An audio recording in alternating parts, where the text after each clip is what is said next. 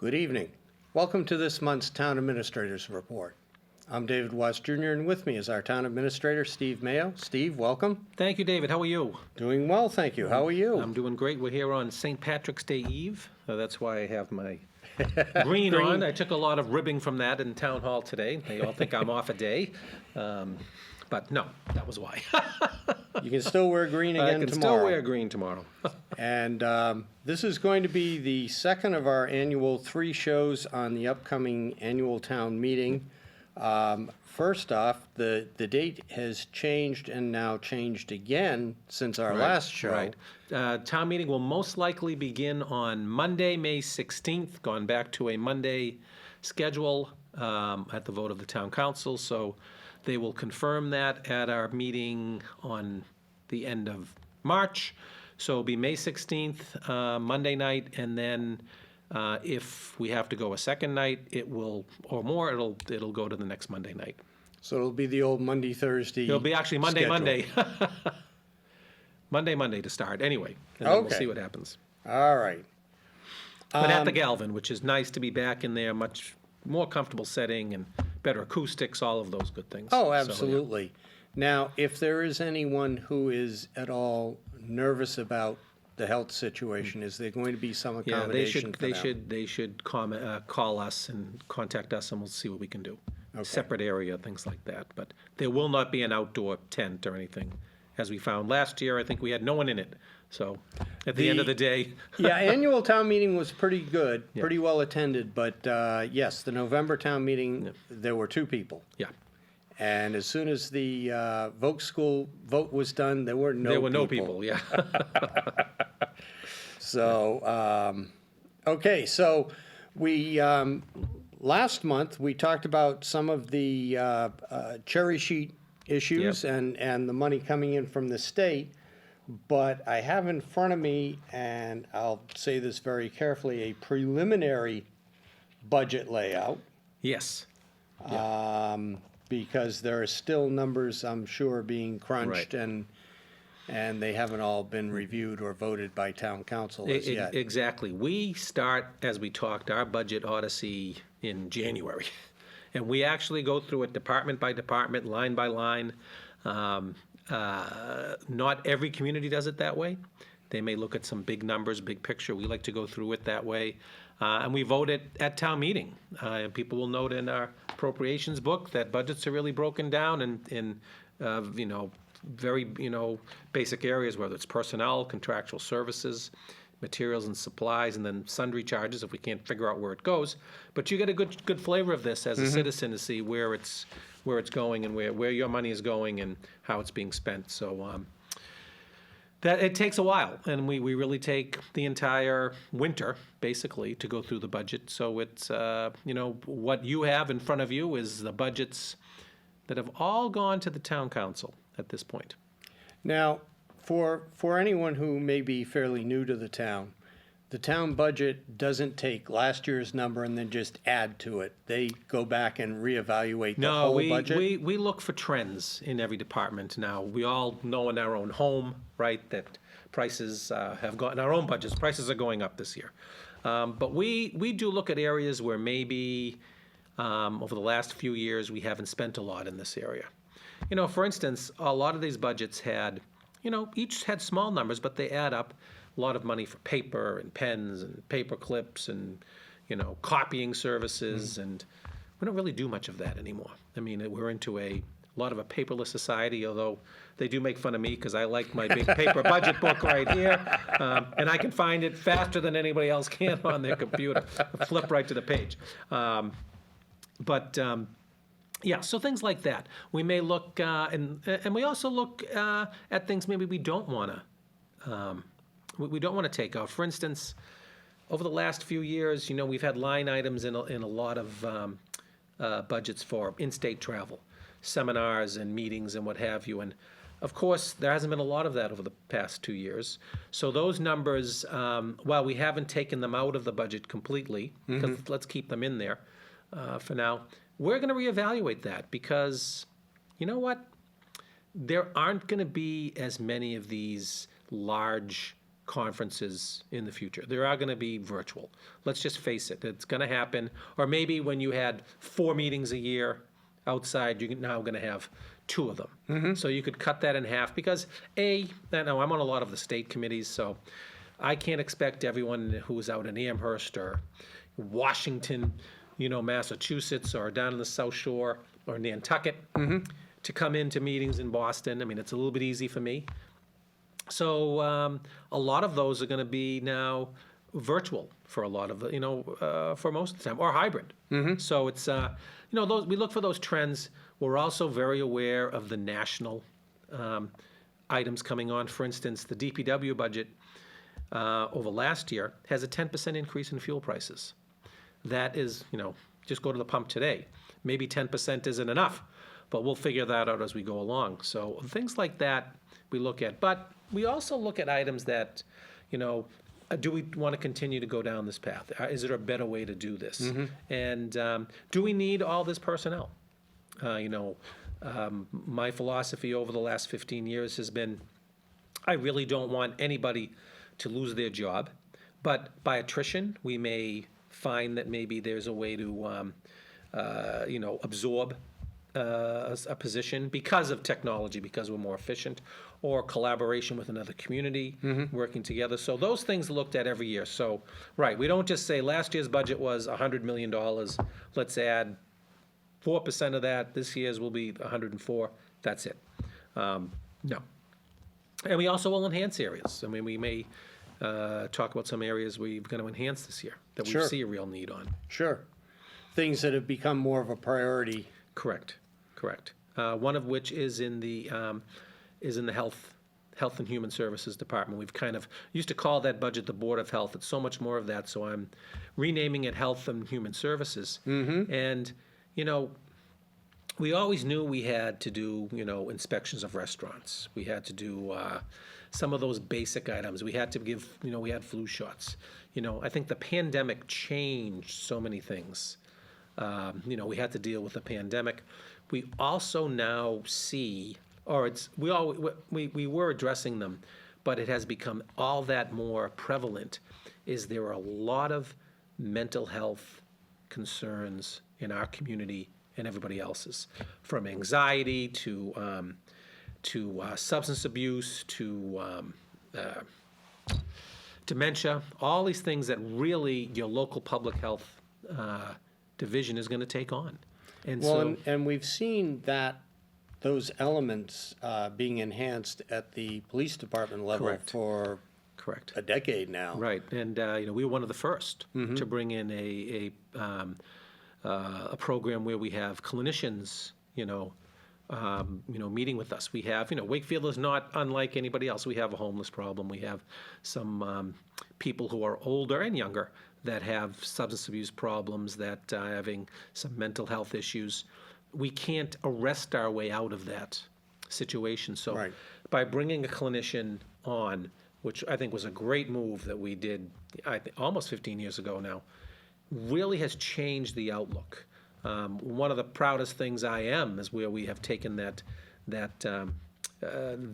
pathway, and I think the police will tell you it's made all the difference in the world. Where some of our more vulnerable members of the community, they feel themselves having an off day.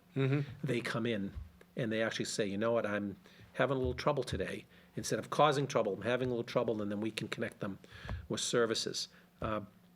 That became all that more prevalent during the pandemic, and a lot of it is going to be now handled in conjunction with the police, with the health department, and it's really where do people go? Where do I go if I have an issue?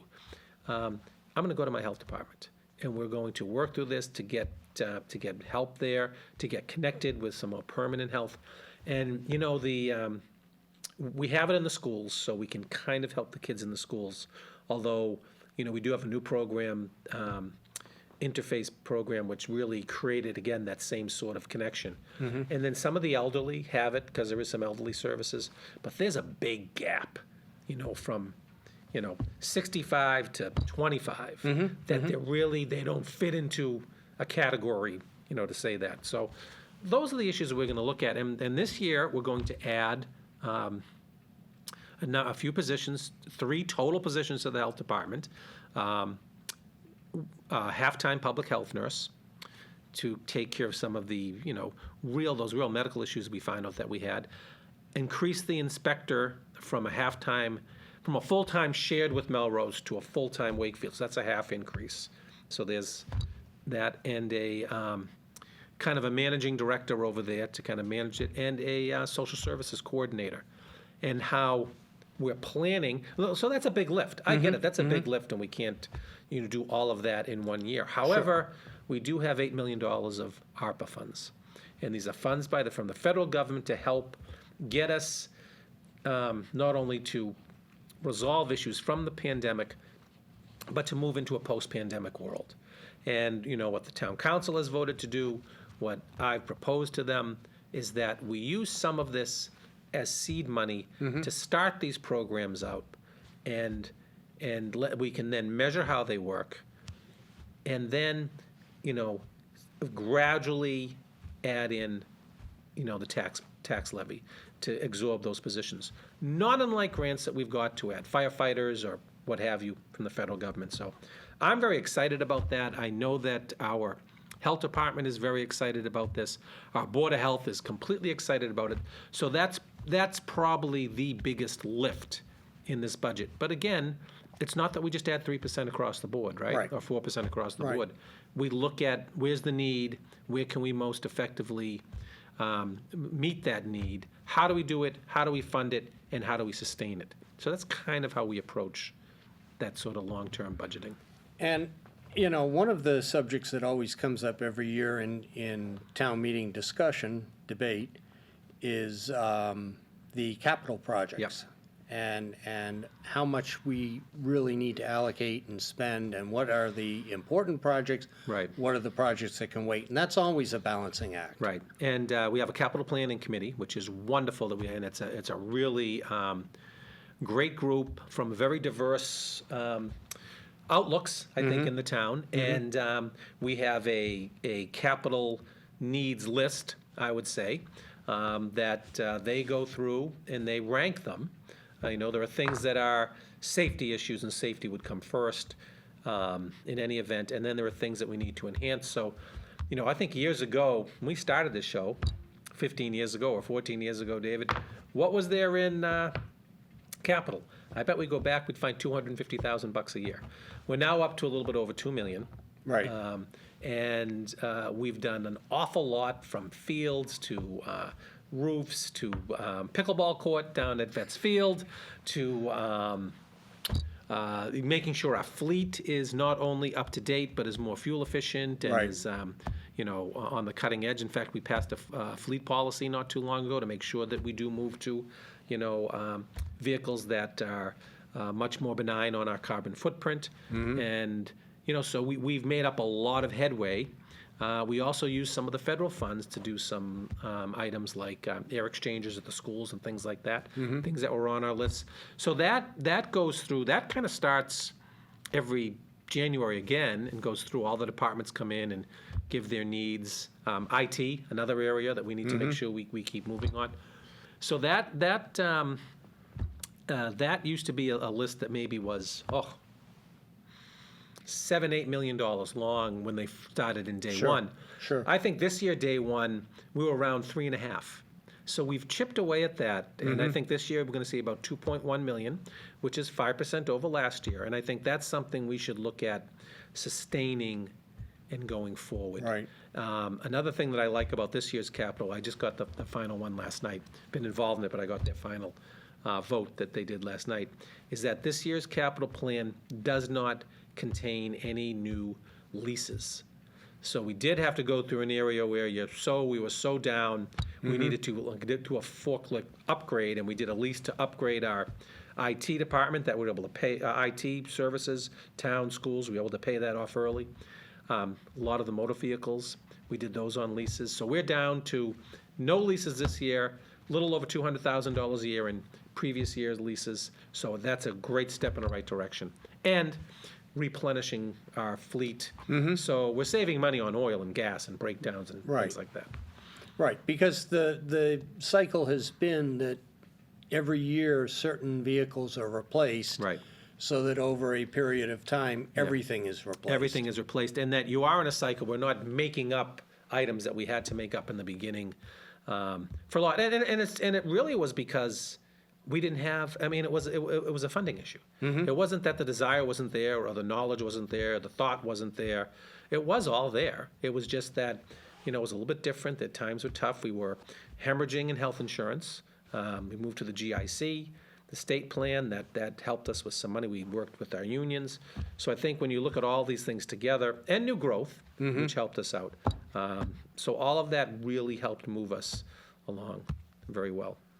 What are some of the other big things beyond capital on the budget that people are going to want to hear about before they go into town meeting?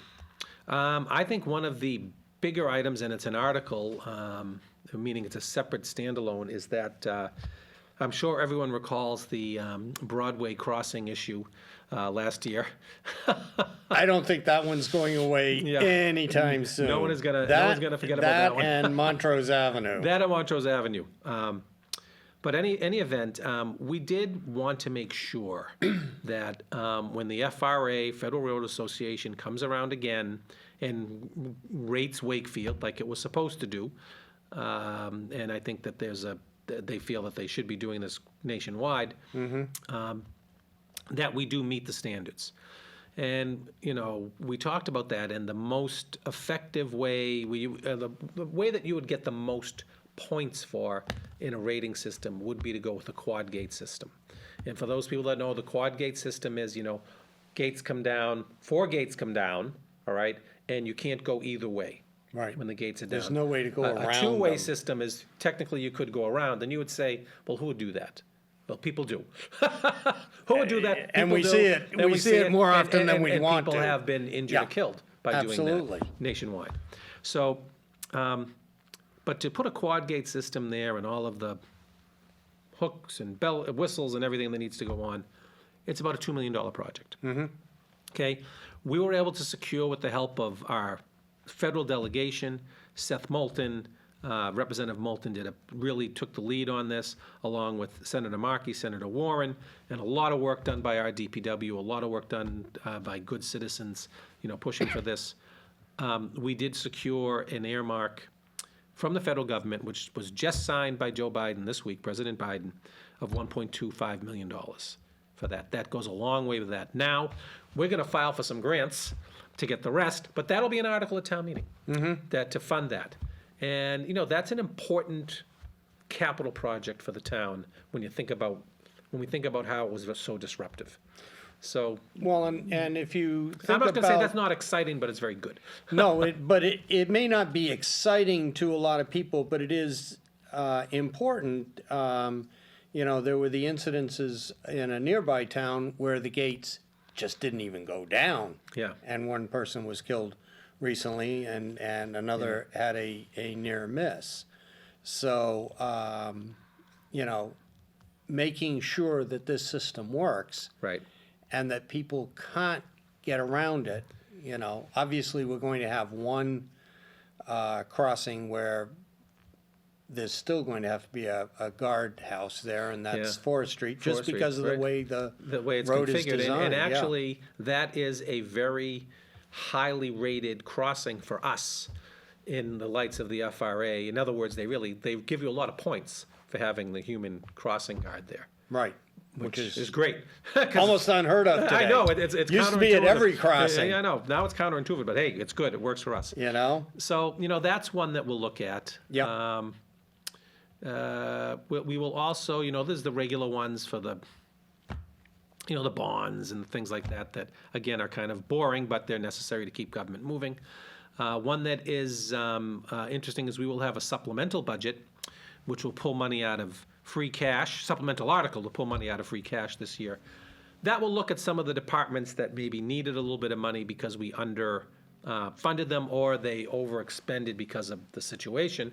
And one area that will look at will be the fire budget. We'll need some money for the fire department because of overtime COVID really decimated that department. We had a third of the department out with COVID. I still have to make sure there are enough firefighters on the street in case, God forbid, something happens. Right.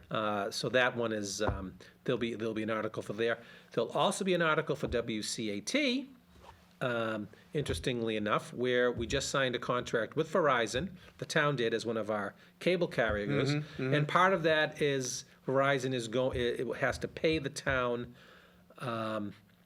money for capital improvements for WCAT. And I forget the amount, I think it's $150,000, and it's $50,000 in 3 installments. Or don't hold me to those numbers, I forget what they are. But in order for WCAT to actually use that money, as the Department of Revenue told us a few years ago, the town will have to actually accept it, which is easy, and then town meeting will have to, in a supplemental budget, allow WCAT to use it, which is what it has to be used for anyway. Right. And it's a pass-through from the company. I was so- just going to say, Yeah.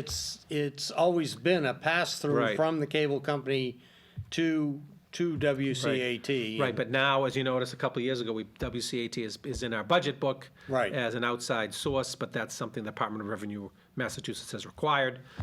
So we're doing that, and they'll require with this too. So Which that'll is- be a little bit exciting. Which seems kind of strange since most cable,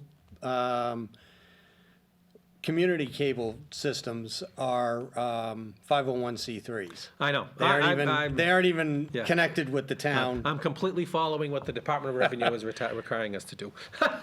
Nobody can figure out sometimes what they do. And the school department will be a large budget, as it always is. And I'm certain there's a lot of areas there that they're moving forward on things that became very prevalent during the during the pandemic to to move teaching forward, and some positions that they agreed to put in with the union for extra science teachers and things like that. All good stuff. So I think those will be the highlights on the budget. There's some drainage that's going to be done too. We already passed the road bond. That was very exciting, and I think we're going to see over the next few years Right. a lot of roadway being done.